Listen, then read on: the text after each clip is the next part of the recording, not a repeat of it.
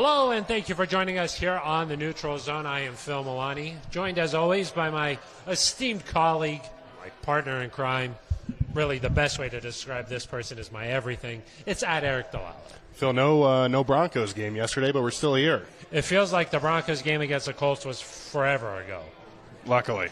But we've got a lot to talk about with this Broncos team, even some news here on this Monday, as we're coming to you live from Breckenridge Brewery's Farm House. We're really trying to make it a farm home. We're trying to make it a farm home. I think we've done a good job doing that. We've done a nice job. We're here every Monday from 5:30 to about 6:15.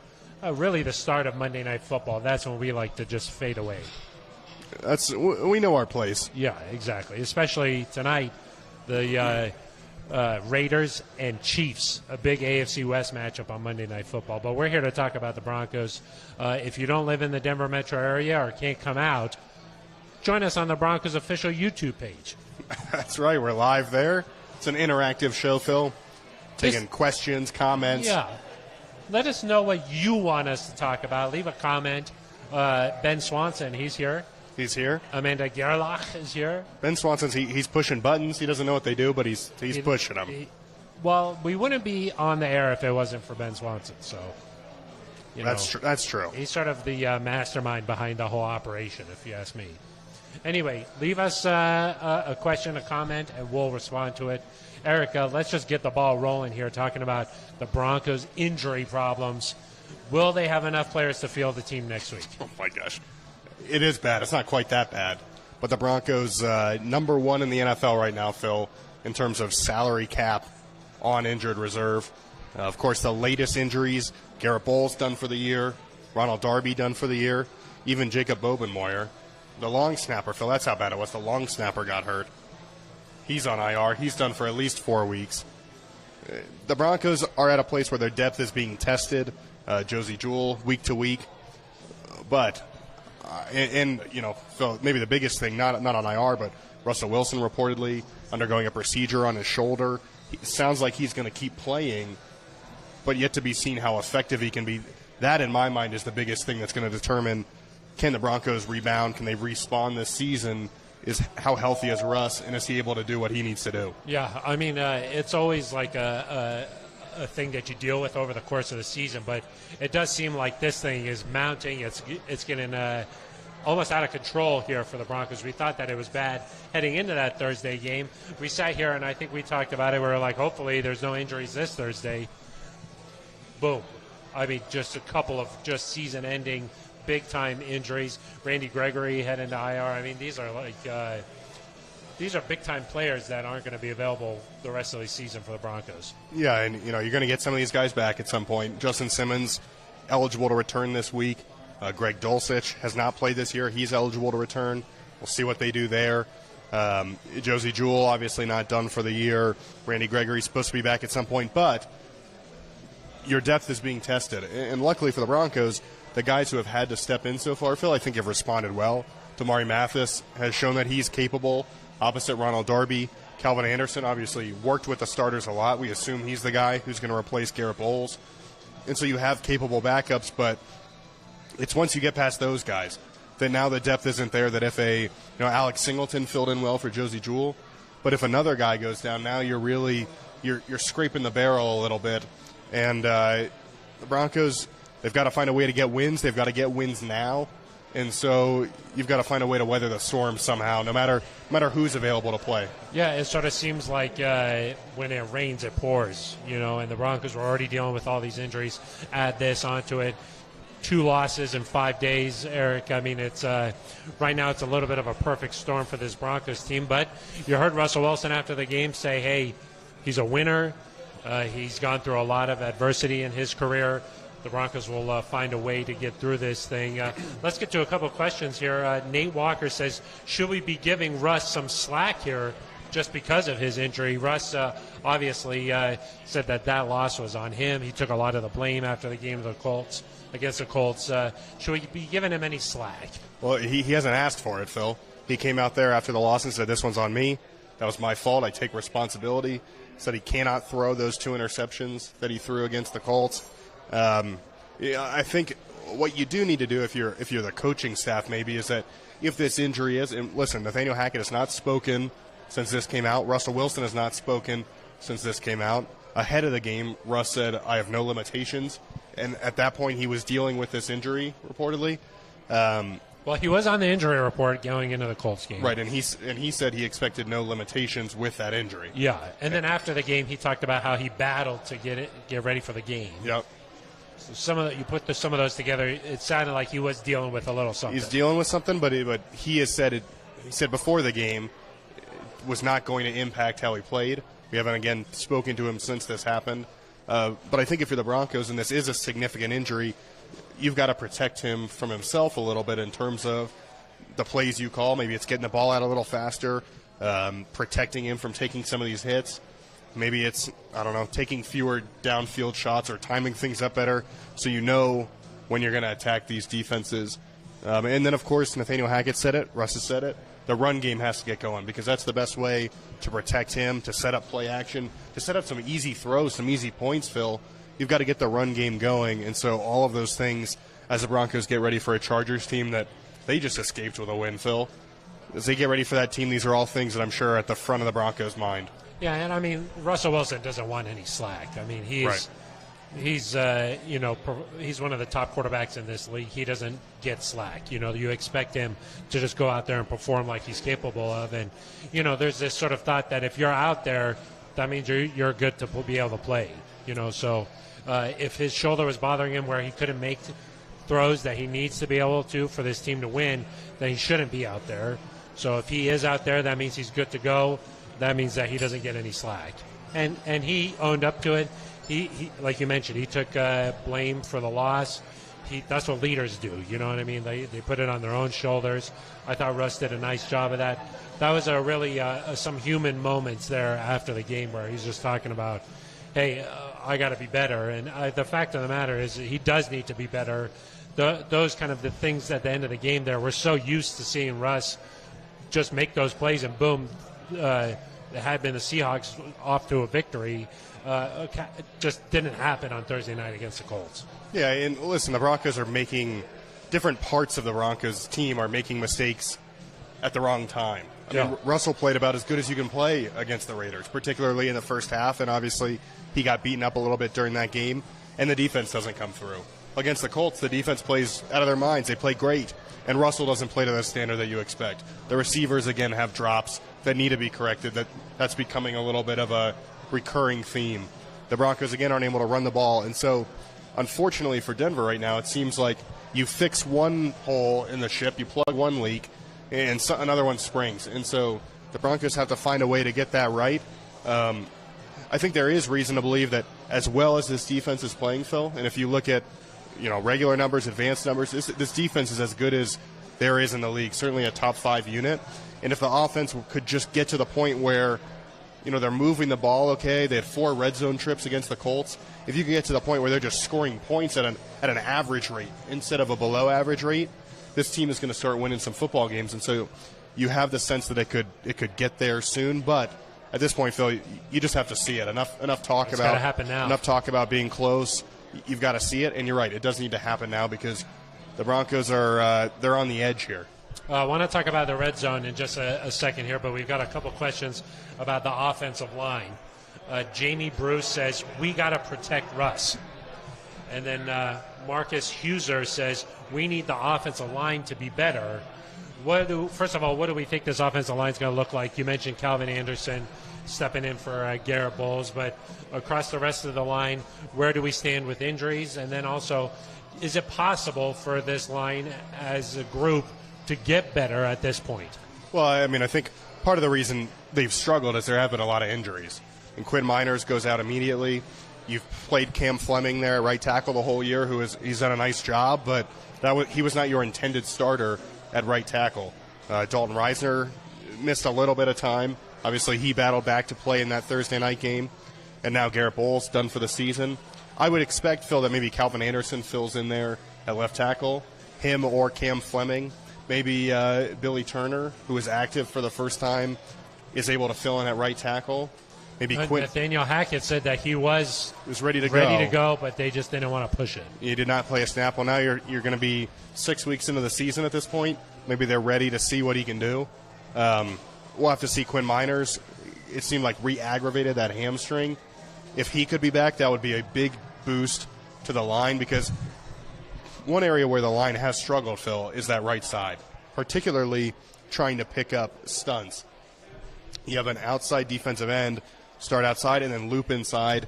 You're passing that inside defensive tackle from the guard to the tackle, and the Broncos just haven't been able to pick that up. Max Crosby got a sack that way. The Colts got a sack that way on Thursday. And so I don't know if Quinn Miners is able to come back. Maybe Billy Turner's a guy who's played some guard, so maybe you really look to shake things up and say, hey, we're gonna just push this around and see what's the best starting five here. But the Broncos have to find a way to get that fixed in the middle of their line, or else you're right, or this commenter is right, they're not going to find much success. Yeah, and Russ has been taking some shots. I think he got sacked 4 times the other night. He can't be taking that many sacks. I think he's on pace to break his record for most sacks in a season for his career. And if you say I think, anything goes. Anything could be true. Anything goes. So maybe Ben Swanson going to look that up. But I believe that is correct, that he is on pace for the most sacks in his career. But, Eric, when I look around the league, the best teams, the coaches are putting their players in the best position to succeed. And Nathaniel Hackett's talked about that. Look, his job is to be able to have the scheme match the personnel. And the Broncos have changed their scheme on the offensive line here. And one of the things that they like to do that they haven't done as much in the past is get these offensive linemen moving. They like to get them downfield onto that second level, get them up onto linebackers a lot, get them pulling, get them just going down the field. And when you look at it, they've struggled in some of those areas where you think there's potential for a big play, but it just doesn't work because some of these guys, they're just not they're being asked to do things that aren't best suited for them. Yeah, I mean, I don't know. I've seen it work in certain situations, and I think the thing that this scheme does is it relies on your athleticism based on your pure size. And there's some positions where the Broncos along the offensive line, maybe they're not like the strong, they're not going to overpower certain guys on the defensive front. And so this gives you a chance schematically to out-scheme those guys, to find a way to have success. And so I don't know if I think that that notion? I don't know if I think that this scheme doesn't fit these guys. We actually heard a lot. Some of these players said, I think this actually works better for what I want to do in training camp. Now, you've got to see it go to the field, and you've got to see it happen consistently, and you've got to see some of it too, Phil.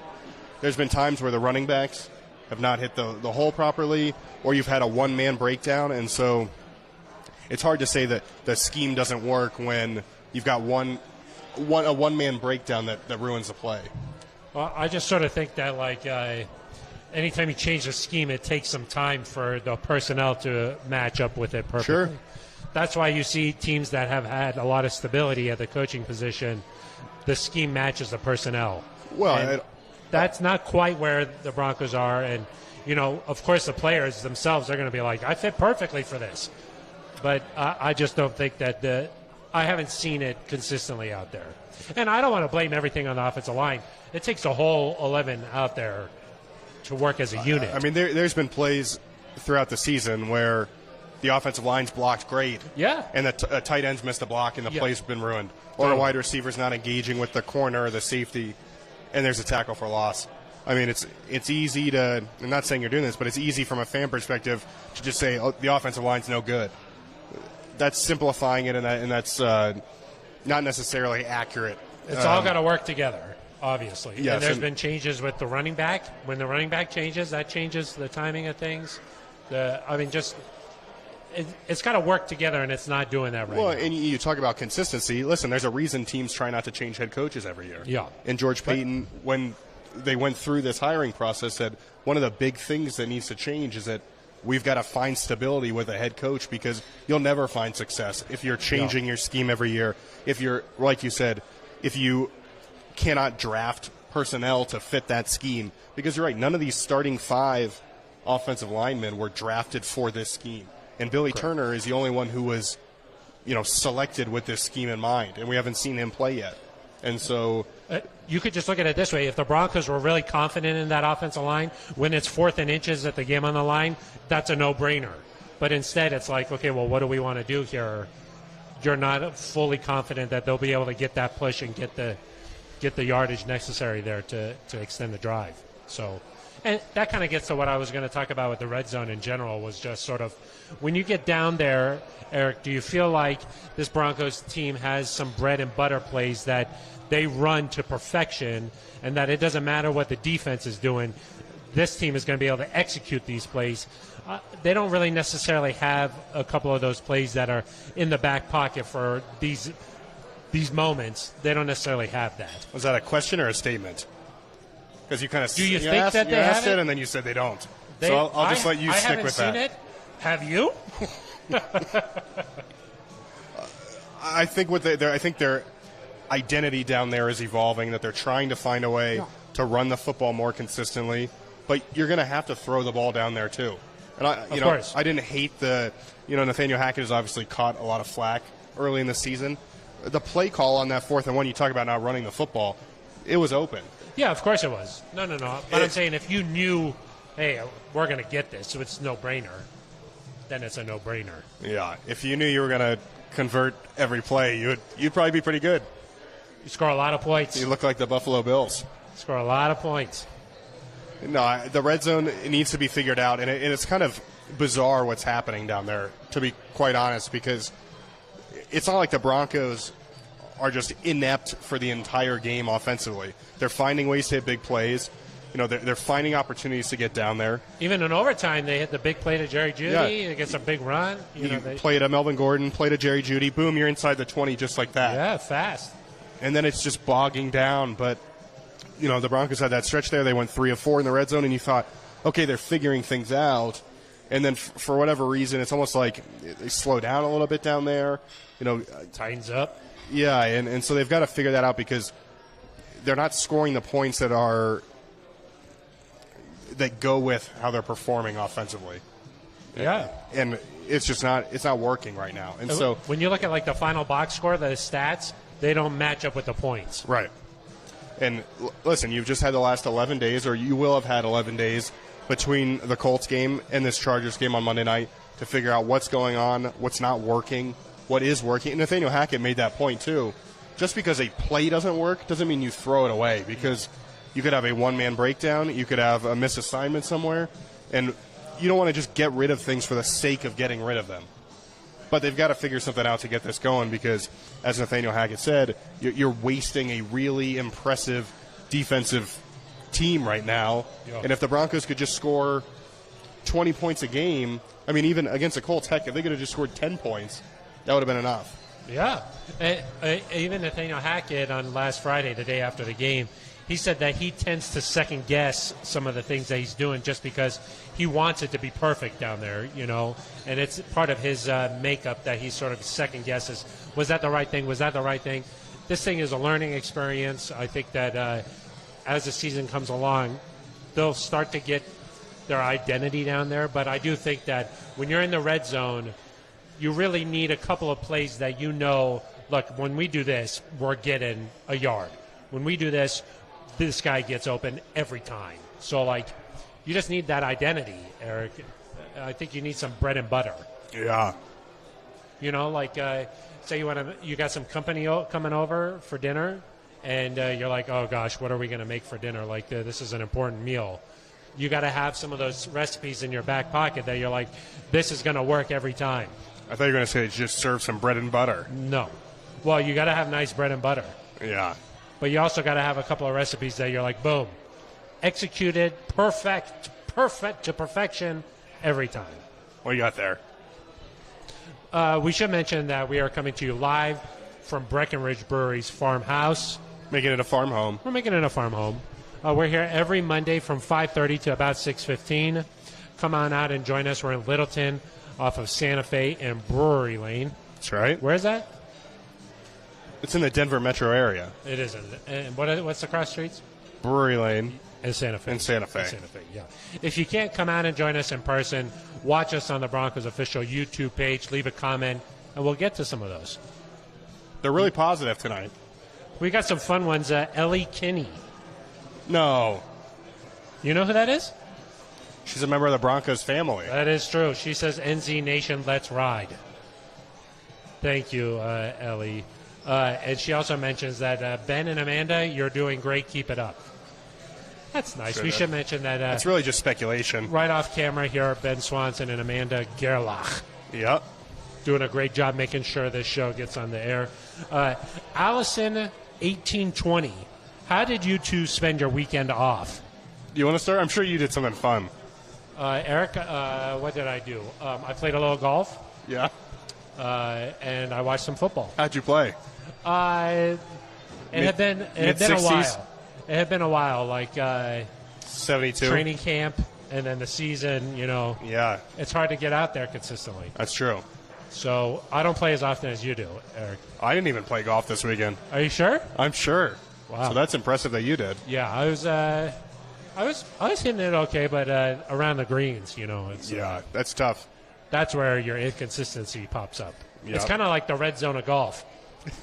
It is like that. And when you don't play all the time. You were 0 for 4. Yeah, it was 0 for 18. Look, it wasn't pretty down there. Yeah. Yeah. So, and then I watched some football. I watched some games yesterday. The ones that were on in the Denver market were not very good games. Not good games. We got you have your 6 TVs, Pittsburgh of course, and Buffalo. Set that up. was Buffalo. They look good. Pretty good. They look good. So, how did you spend your weekend? I did a lot of gardening. Oh, really? Yeah. Some tomato beds. You have some tomato beds? Yeah. What kind of tomatoes? What kind of variety? Roma. Roma? Yeah, to honor my Italian heritage. That's nice. Yeah. Anything else? I aerated my lawn. Really? A little late in the season, but still. No, I was going to say this is a good time. Yeah. Get those nutrients a little in there. overseeding. Get some nutrients in there. Yeah, so. That way, come the typical. springtime, it's going to look really nice. It's going to look really, really nice. Your neighbors are going to be jealous. They're going to be happy. Happy for me, I think. Oh, not jealous. No, I think. Look at Eric. Good for him. Exactly. Wow. Yeah. Some good grass seed you found? Yeah. For this climate? I can't advertise. No. Allison, 1820, which of you two is better at golf? That's a good question. Yeah. That's a good question. You play 3 times a week or so. Gosh, I wish. Well, but that's to make your country club membership worth it. You got to get out there. Yeah. With your size and.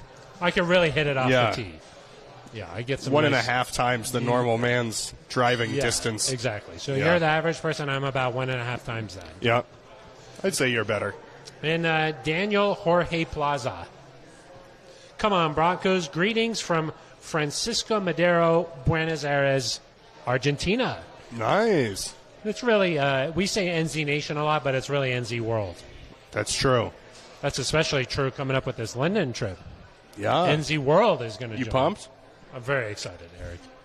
It's going to be a great trip for the Broncos here. Let's get to a couple of other questions here. Nate Walker also commenting, any way the Broncos can take a look at trading for the hometown guy, Christian McCaffrey. Oh. Of course, the big NFL news today, Matt Rule out as Panthers head coach. Some speculation that they might be in rebuilding mode there in Charlotte. Reboot? No, this one's a rebuild. Got it. Is what. So maybe a guy like Christian McCaffrey, he might be available. That's sort of some speculation out there. Can we bring him home, Eric? Our condolences first to Ben Swanson. It's a tough day. It is a tough day for all Charlotte natives. Yes. He just had a little tear running down his cheek. Yeah. All morning. Yeah. All afternoon. All afternoon. I don't see that happening, Phil. The Broncos don't have the draft capital, first of all. And I just don't know if investing in a running back is what you want to do, unless you're right on the verge of winning a Super Bowl, and that's the missing piece. Like, there's been some rumors, I think, the Bills might be interested. If they feel like that gets them over the hump, go for it. But the Broncos, Christian McCaffrey is not going to make the difference for the Broncos between getting in the playoffs or not, and they can't get him anyway, so sorry. Yeah. I feel bad. It would be nice to bring him back home, but maybe eventually. Because I think the natural thought process is, hey, the Broncos lose Javonte Williams for the season. Christian McCaffrey, another running back, is available out there. You don't even want to see how Latavius Murray does. I want to see Latavius.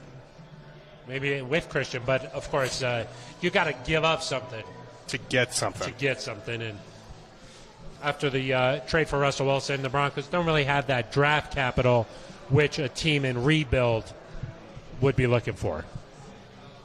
Not reboot. No. Metan Bali says, you started without me, question mark. Sorry, Metan Bali. I think it's starting to be a Metan Bali problem.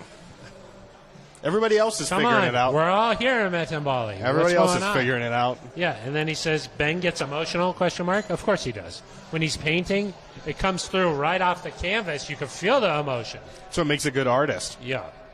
He really, an inanimate object becomes so...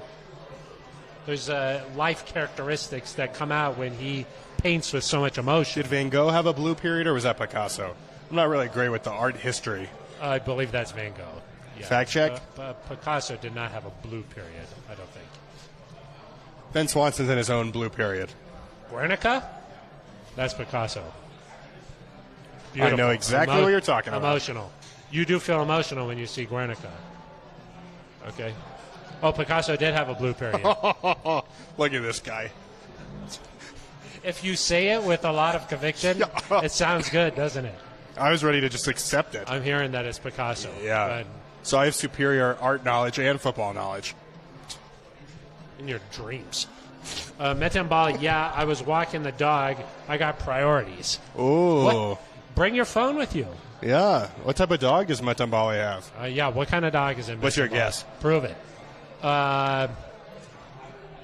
He's probably like a lab, like maybe a black lab. What do you think? Cocker Spaniel. You really? Yeah. A small little guy.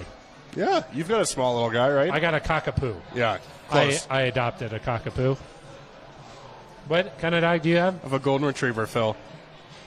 Adopted? Exactly. Yeah. Metan Bali says it's a boxer. Oh, nice. That fits. My family had a boxer growing up. Yeah. It's a fun fact. Really? Yeah. Okay.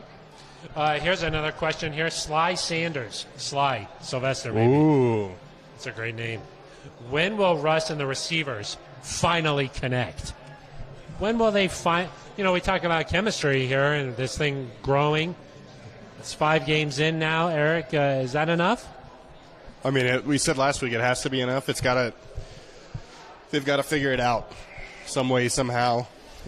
Cortland Sutton has done his part, I think, for the most part. But somebody else, whether it's Jerry Jeudy consistently, and Jerry Judy's made plays, don't get me wrong, but play in, play out, he's got to find a way to make an impact. Broncos signed Kendall Hinton to their active roster. Greg Dulcich, maybe he comes back this week. I know he's not a wide receiver, but gives you a chance to add a threat in the passing game. The Broncos have to have consistent weapons that a defense looks at, Phil, and says, how do we stop this guy? Because right now, I think if you're a defense, your main point of concern is saying, let's stop the run and let's stop Cortland Sutton and just we'll live with whatever else happens. And those other guys have to take that personally and step up and find a way to make things happen. Exactly. Just like MJ. Yeah. That's true. They just need to find, like you see sometimes, like there's an option route, there's a miscommunication there, and then it looks like Russ just threw the ball to nobody. But really, they're just not on the same page there. Some of those plays, there's opportunities there for big play. They just got to get on the same page a little bit. As they work through some of these game situations, I think it'll happen. But it needs to happen, though. It needs to happen because, as we talked about at the beginning of the year, you win some of these games, it gives you the chance to work through these problems with a little less urgency. Yeah, we'd still be having the same kind of conversation of course. If the Broncos had beaten the Colts the way that game was going. Right. But you just would be 3-2, and things aren't as dire where you go to L.A. and now if you don't get a win, you fall to 2 games below 500. David Yunkin. Is that a new commenter? I think so. Simplify the offense like the movie The Blind Side. Like what Mom said to the coach. Enough of the trick plays, Bart. Run the dang ball. You do a nice Southern accent. Can we hear it? I don't think you're ready for that. All right. Maybe after one more Hop Mountain. Oh, yeah. Run the dang ball. You got... Exactly. Come on, Bert, run the dang ball. That's nice. I know you could pull that out. Whose was better? Yours was much better. Of course, you're from the South. Of course. Yeah. So, what do you think about simplifying the offense? Yeah, I mean, I think Nathaniel Hackett was asked that specific question and said they'll evaluate that, they'll look at it. Again, you don't want to get rid of things that are working, and you don't want to get rid of things that can work with just one or two tweaks, because the simpler your offense is to run, it's good for your players, but it also makes it easier on the defense. And it's clear that there are times where the Broncos' offense is stretching a defense, it's challenging a defense. Guys are running open. You have these big plays. It's more about just doing it consistently. And so I don't think you want to get rid of things that you're doing well, and different formations are helping, motions helping, going to different places with the ball. I mean, we've seen some good things. I know it's recency bias, and there's people expect more with Russ, so that's part of it. But even against the Colts, like some of the stuff you're watching, it's still better than a lot of than what we've seen the past several years. But the difference is you just expect more because of Russ's resume. I would, like a lot of attention comes down to a couple of plays at the end of the game where you're like, oh, let's just run the football and get this fourth down, and that notion of like, let's be a little bit simpler, that comes into play there. But I would actually argue that some of the Broncos, the formations and the way that they're lining up, it already is pretty simple right now, Eric. And sometimes when they're in need of a little bit of a spark or something, I wouldn't mind actually a trick play once in a while there. Like you saw yesterday, the Rams were really struggling to do much of anything. They ended up losing the game, but at least they faked a punt. They got a little bit of momentum after a play like that. I would say, what game was it earlier in the season where we saw, was it the Texans? We saw a few trick plays in that game. Yeah. I would say that, look, if you have a couple of 3 and outs or something like that and you're behind the chains, try something, or at least disguise some of these formations pre-snap. Maybe wear costumes or something? Is that what you're looking for? Well, I would say, Eric, I hate to do shameless plugs on here, Eric. But okay. That's not true. Broncos post-game live. We're live immediately after every game on all of the Broncos social media channels, including right here on Broncos YouTube page. Okay? Yeah. Just let me know when you're done. Yeah. We watch a lot of games with some of these former players. No Sean Moreno last week. Nick Ferguson, of course, always Todd Davis. They are telling me, hey, they got to disguise things a little bit better here on the offensive side while we're watching the game because, and especially these guys come from a defensive perspective, they're picking up on things. And I would say that simplifying, not what the Broncos need. Is the sun in your eyes? No, it's nice. Oh, you like it? I do. You get some vitamin D? The future's bright. Okay, a couple more. A lot of comments rolling in. They're rolling in. Nathan Bali, looks like Eric has a spotlight. He should break into song. That's a good idea. That's a really nice idea, actually. Allison 1820, from golf to Picasso to gardening. I love the breadth of topics on this show. That's just what you can expect with. Here's an interesting one. This is from Josh C. Would a double tight end set be the answer in the beginning to help the protection issues? We've seen the Broncos do that a couple of times. Actually, we've seen them have 3 tight ends out there at one time. Well, 4. You do 4 or no? No. No, too many. Too many. Well, 3? Yeah. The tight ends have to be able to execute then to make that work. And unfortunately, we've seen times this year where the Broncos tight ends have not been able to block proficiently. 2 tight end sets, I think, do a lot when you can run them effectively because you don't know if you're going to run the ball or pass the ball.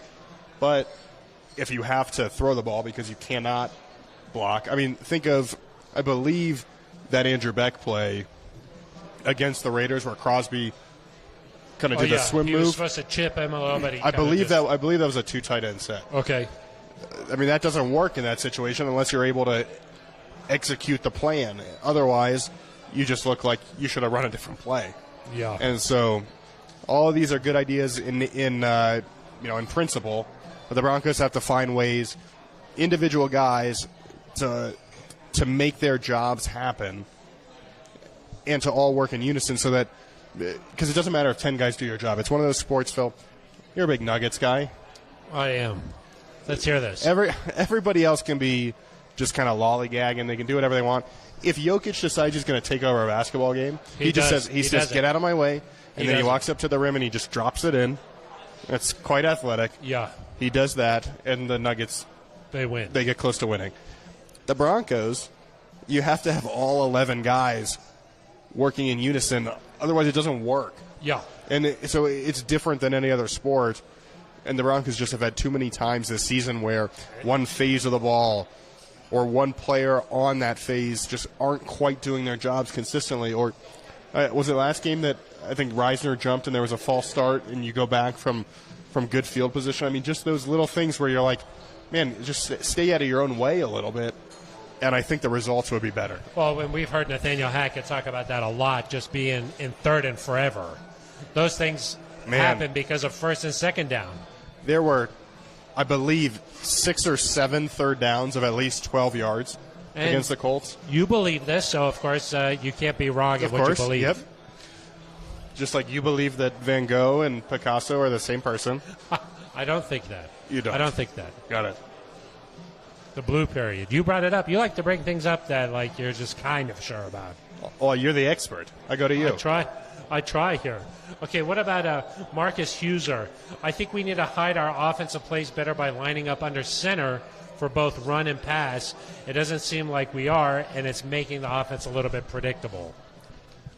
It's interesting. The Nathaniel Hackett seems pretty consistent in his thought that, especially in the red zone, there are more benefits than not to going from the shotgun.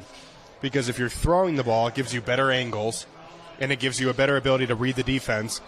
And if you're going to run the ball, you're still able to get some of these double teams that you need. And we've seen the Broncos have some success running it from the shotgun. What's interesting to me was that on the 4th and 1 there in overtime, the Broncos lined up under center. And then the Colts called timeout. They come back out in the shotgun. Then the Broncos call timeout. They were kind of looking to see what the defense was going to do. They come back out again in the shotgun, run the play. Obviously, we know it didn't work out. They were open, didn't work out. But that, I think, for whatever reason, the Broncos don't seem entirely comfortable. And certainly, I would guess with his injury, makes it even less likely that they're going to get up there and run a quarterback sneak. But that is not something they've shown a proclivity to do. And so that's the whole year is going to be talked about, hey, why are you going under shotgun? Or in the shotgun? Why are you going under center? And that's just going to be something that is consistently talked about until the Broncos find a way to score consistently. Yeah. And listen, if you can do it both ways, if you can score from the shotgun and score under center, then it really makes things hard on a defense because you don't know what's coming. If we're under center, we don't know that Melvin Gordon's running off the left guard to try to get in the end zone. You know, they can do so many different things, and so I think ideally you would be in the shotgun. But you've got to prove that works. Yeah, I just know that, like, from a defender's point of view, it seems like it's harder to see what's happening when you're under center. You know, everything's a little bit more condensed. There's some big guys up there, and so you're not exactly sure where the ball is.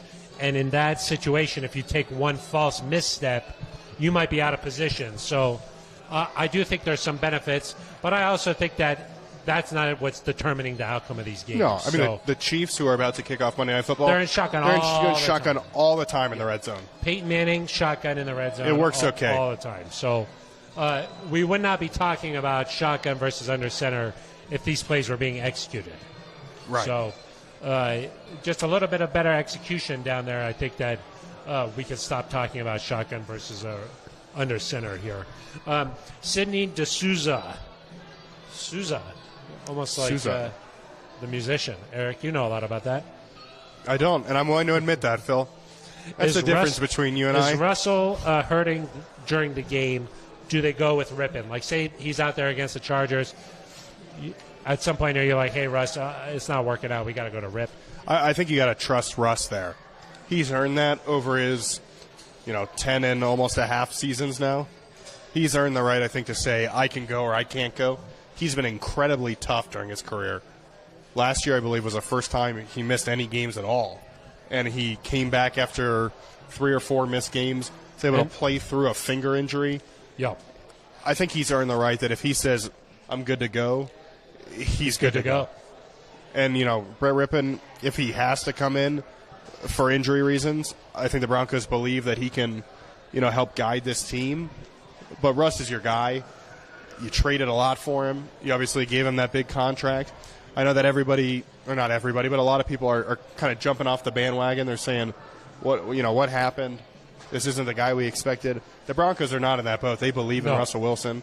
And so as long as he says he can play, he's their quarterback, no question about it. It reminds me so much of, like, before we're about to do a show, Eric, and, like, your hair isn't just right. Yep. And you're like, I don't think I'll be able to go today. And I was like, we need you. You got to be ready to go. You've never missed a show. Yeah. And you find the courage. And I say, I can't do it. You got to have Ben Swanson do it. And then we're like, we can't do it. Y'all do it. Yeah. And you think about the alternatives, and you're like, yeah, I can do this. Brett Rippon, much more capable, of course. Of course. That's not a shot on Brett Rippon. No. Okay, C. Thomas. Why do so many people think it only takes a few months? Give them time and faith. Being negative doesn't help that much. Phil, let me ask you this. In terms of taking time, do you think it's a coincidence? Oh, I know where you're going. I like it.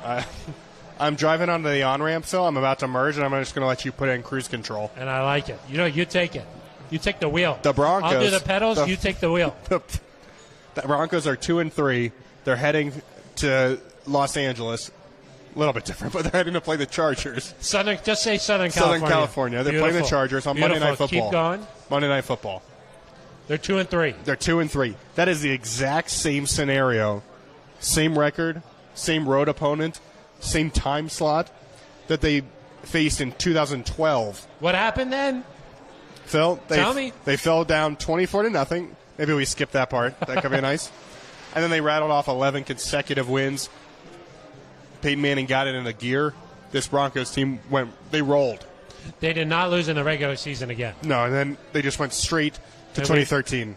They didn't even play the postseason. No, they went straight to 2015 and won the Super Bowl. Very nice. Very nice. Yeah, it is kind of interesting. It's just a little bit weird. I do think I love to believe this. Okay, but there are a few little caveats to this, of course. That Broncos 2012 team removed the quarterback being Peyton Manning. Yeah. The rest of that team had gone to the playoffs the year before with Tim Tebow. So essentially, that was a playoff team already, and then you swapped Tim Tebow for Peyton Manning. The other thing was that Peyton Manning was coming Some people weren't happy about. Some people were not. The other thing is Peyton Manning was coming off of a year where he didn't play any football. So the rust factor much higher for Peyton Manning in that situation. Rust factor or rust factor? I'll let the fans determine what I Got said. it. Yeah. But all that being said, it is kind of an eerie. situation here where it's all lining up. If you're a Broncos fan, you'd like to just maybe this is the symbol you need. Have a little bit of faith. Hope that things somehow turn around this weekend against the Chargers. And of course, Eric, it is spooky season. It is. So, your favorite season. Yeah. What are you dressing up as? I haven't decided yet. Yeah. The kid, Eric, is going as a hungry caterpillar. Sid? No, my kid. Oh, got it. My Sorry. kid. Hungry caterpillar. So nice. Maybe I'll be one of the hungry things or eats. very hungry? I think it's called very hungry caterpillar. I think very hungry is important. Eats a lot of different stuff then turns into a butterfly. If you were just a hungry caterpillar, you probably wouldn't go to the lengths that caterpillar went to. did. If you're very hungry, it makes a lot more sense. That's a good point. Yeah. Okay, he went to great lengths to eat. Yeah. Okay, so maybe I'll be like a cupcake. I believe he eats a cupcake. Maybe I'll be like a piece of lettuce or something. That makes more sense. Okay. He ate a cupcake. He did. Yeah, and then he turns into a butterfly. He had a stomach ache. Beautiful butterfly. He had a stomach ache. Okay. We have only a few more minutes here, Eric. Oh, no. I know. It's very sad here. August Brandt. Would be nice to see him throw deep to Hamler at least 3 to 4 times a game and then have Wilson also average about 50 yards rushing. That would be nice. Did you leave a comment? That sounds like something I would say, huh? 3 to 4 times deep shots. Let me say fair. this. That's fair. If you are moving the ball, part of the reasons why the Chiefs, for example, or the Bills, for example, take a lot of deep shots is that they have so many plays. And it's very easy for them that if on 1st and 10 or 2nd and 4, 2nd and 1, you always see teams take shots because if you don't get it, it's not that hard to pick up a 3rd and 1. So if the Broncos were in a position where, hey, you gain 5 yards on 1st down, it's 2nd and 5, let's take a shot down the field, and then we'll try to get that 3rd and 5 if it doesn't work out. When you're consistently facing, 1st and 10 and then 2nd and 15, 3rd and 12, you don't have plays. There's no wiggle room there. Every play becomes very valuable to just get a 1st down. And so if the Broncos can get things clicking a little bit, I think that then, it's a little counterintuitive. You think, oh, well, plays to KJ would help us move the ball. But, no, you actually need to get things going first, and then you have more chances to take shots down the field. Some you have rhythm. more Jerry Jeudy involved, to take a shot to Cortland Sutton down the field. You have these opportunities for the big chunk plays once you have a little bit of rhythm offensively. If you don't have that and you just go up there and 1st and 10, you run for -1 yards, 2nd and 10, incomplete, 3rd and 10, let's just chuck it up to KJ Hamler to see what happens. That's a good way to go 3 and out. Exactly. And when you're a play caller, part of the fun is keeping the defense off balance. Yeah. And you do that with Hamler, but you got to have the rhythm. Yeah, you got to have rhythm to be able against to get the Raiders, that the Broncos only had 53 plays or something like that. Yeah. You got to stay on the field a little bit here. Okay, Metambali says, so you're saying there's a chance. A chance of Of what? course, you know what movie that's from, right, Eric? Of course. Dumb and Dumber. Dumb and Dumber. Dumb and Dumber. Nice. And then Allison 1080 says, do we think Eric was in high school in 2012? No. I think Impossible. you just finished middle school. Elementary right? school. Elementary school, yeah. How many grades did you skip again? 4. A lot. 4. I think 4. Because it's the same number I skipped was the same number you did 6th grade, right? That's the number of times I repeated. Yeah, so that's how we remember that.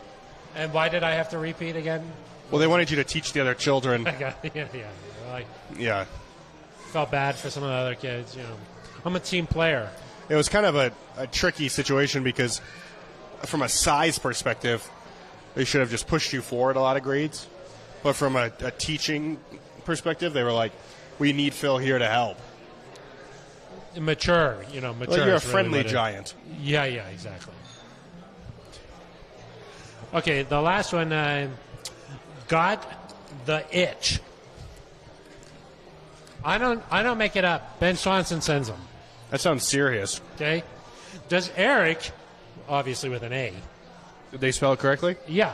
Does he get upset when people spell his name Eric? I'm not sure why people would do that, but why would they do that? I don't know. Of course, at Aric DiLalla, that's your Twitter handle. Non-traditional spelling. With an A. Yeah, with an A. That's right. Do you get upset when you... No, I mean, that's just... You learn to live with things, Phil. Yeah. You learn to live with It's a non-traditional spelling. If I got upset every time someone spelled my name with an E, I would walk around as grumpy as you are. Yeah. And that's because people spell my name with a PH. Yeah, that's not right. That's just not right. No, that is. It's kind of confusing. Yeah. It's a non-traditional spelling. Oh, yeah. They do spell it with a PH. I mean, they don't spell it with an F. They don't spell it with an F. I'm sorry. That's what I mean. Which would be the traditional. Right. Yeah. I think we're on the same page here. I think so. Okay, well, I think it's time to wrap things up a little bit, Eric. Thank you very much to all of our commenters. You guys make this Monday show possible. So thank you very much. A sincere thank you to all of you watching on the Broncos official YouTube page. We are live every Monday. Oh, are you okay? Just getting choked up that this is over. Yeah. We are here live every Monday at Breckenridge Brewery's Farm House. Making it a farm home. It's in Littleton here in the Denver metro area. What are the cross streets? Santa Fe is one. That's a big one. Then you have Brewery Lane. That's another big one. Brewery Lane. So come join us. We'll be here after every Broncos game. It's kind of confusing with the Monday. We actually won't be here next Monday. Because the Broncos are playing Monday. Right. So we'll be here Tuesday. I think. Maybe. I think. TBD. We'll see what happens. But generally we're here every Monday from 5:30 to 6:15 p.m. I should mention that just off camera here, joining us, making this show possible, is Ben Swanson. Thank you very much. Round of applause. Thank you, everybody. Yes, yep. And also Amanda Gerlach. She makes it happen. Amanda Gerlach. Gerlach. She makes the whole thing happen. So we truly would not be able to do it without them. So thank you very much to those two. What does that say about the state of the show?